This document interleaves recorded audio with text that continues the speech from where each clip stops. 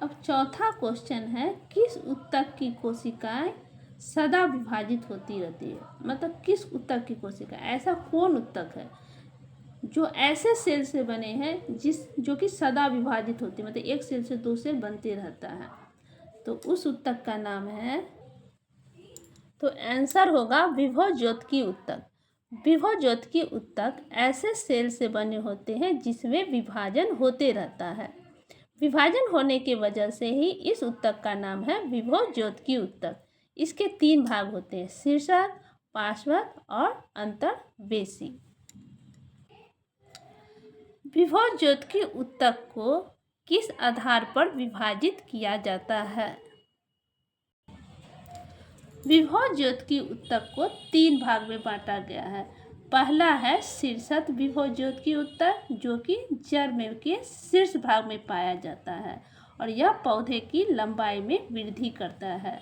दूसरा है पार्श्वक विभव ज्योतकी ऊतक, जो तने के पार्श्व भाग में पाया जाता है और यह पौधे के चौड़ाई में वृद्धि करता है।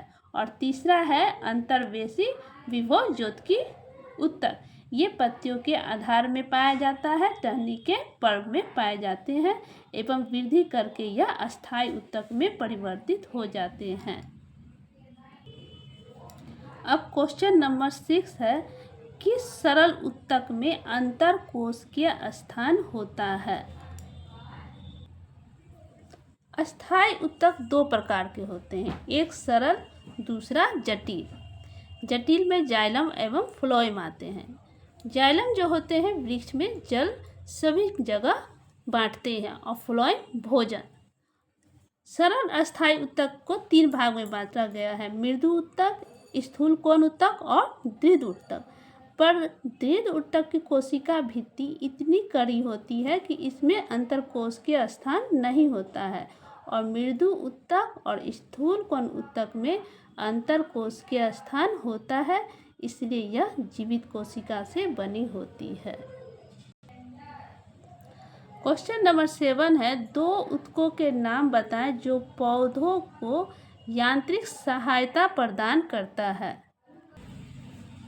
स्थूल कोण ऊतक और दृढ़ ऊतक पौधों को यांत्रिक सहायता प्रदान करता है। वैसे मृदु ऊतक को क्या कहते हैं जिसमें क्लोरोफिल पाया जाता है।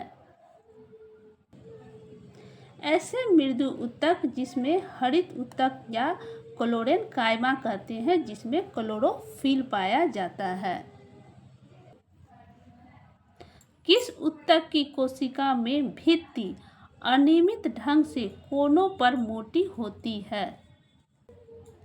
दृढ़ ऊतक या स्क्लेरेनकाइमा, इसकी कोशिका भित्ति इतनी मोटी होती है कि यह मृत होती है। इसकी कोशिका मृत होने के कारण यह इसमें कोशिका द्रव्य नहीं पाया जाता है।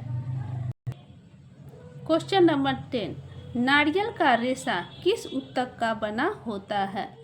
तो नारियल का रेशा दृढ़ ऊतक का बना होता है।